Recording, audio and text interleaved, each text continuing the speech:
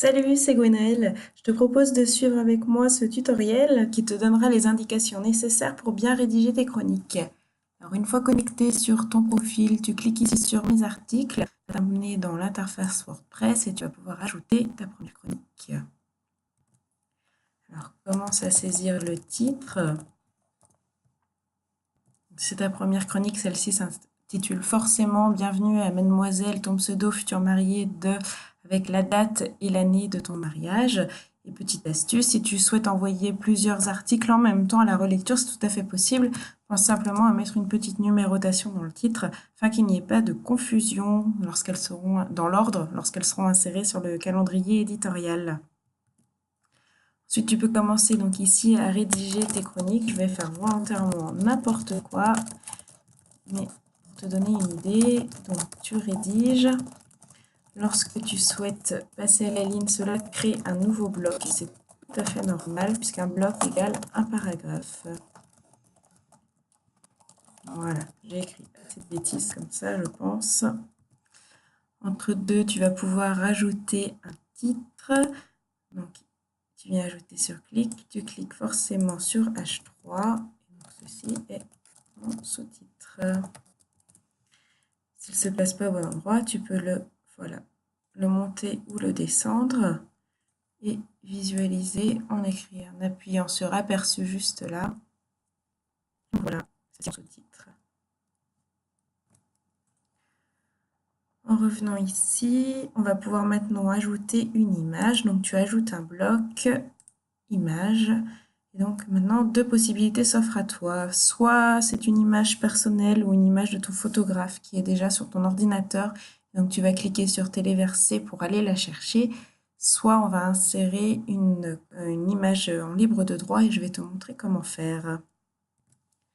Pour insérer une image libre de droit, tu vas sur un site tel que Pixabay par exemple. Tu fais ta recherche, souvent en anglais, tu as beaucoup plus de choix. On va par exemple mettre celle-ci. Tu la télécharges, tu veilles simplement à ce qu'elle soit bien en plus que 1000 pixels de large. C'est bien important pour la suite. Tu retournes ensuite à ton article et tu viens télécharger l'image que tu as ici téléchargée.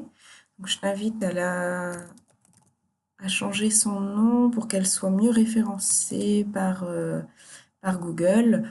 Donc, par exemple, mariage, chaussures. Je vais y arriver. Hop, voilà.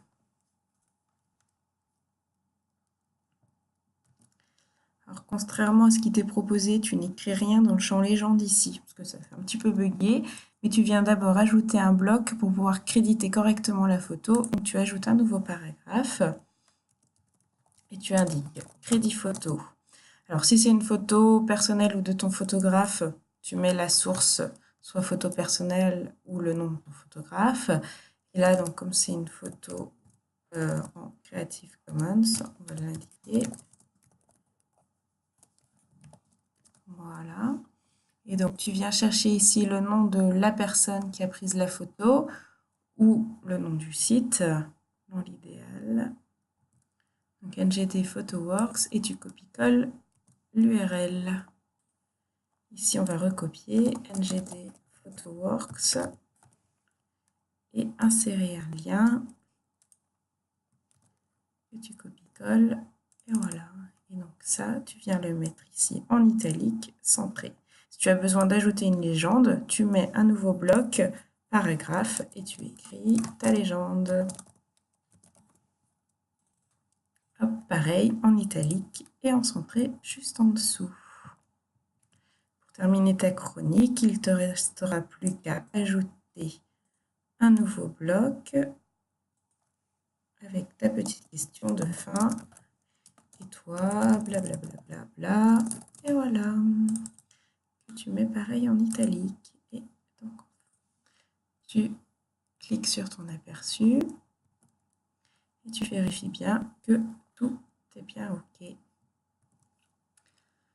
Ensuite, pour envoyer donc ta chronique, hop, ici en relecture, alors tu as plusieurs d'abord. La catégorie à mettre, c'est chronique d'une future mariée ou d'un mariage. Voilà. Ensuite, en dessous, tu as deux, trois petites choses. Enfin, voilà, tu n'as pas besoin forcément de remplir tous ces champs. Ce que je vais juste te demander à bien veiller, c'est de mettre l'image mise en avant. Tu cliques ici sur définir l'image mise en avant sur la bibliothèque et tu vas retrouver voilà, l'image que tu avais envoyée précédemment. Tu la sélectionnes. Donc cette image que tu mets là, en fait, c'est celle qui va se retrouver sur la page d'accueil, voilà, juste ici. Il est nécessaire que ce soit une image au format horizontal pour qu'elle s'insère correctement. Et donc ensuite, une fois que tout est bien OK pour toi, tu viens cliquer sur Publier, puis Soumettre à la relecture. Et voilà. De mon côté, donc, je vais bien recevoir cet article et je vais pouvoir le relire et le publier à la date souhaitée. J'espère que ce petit tutoriel t'aura plu et n'hésite surtout pas si tu as d'autres questions, tu peux les poser sur les groupes Facebook ou par mail. Je suis à ta disposition et je suis là pour t'aider, donc n'hésite vraiment surtout pas. Bonne journée à toi!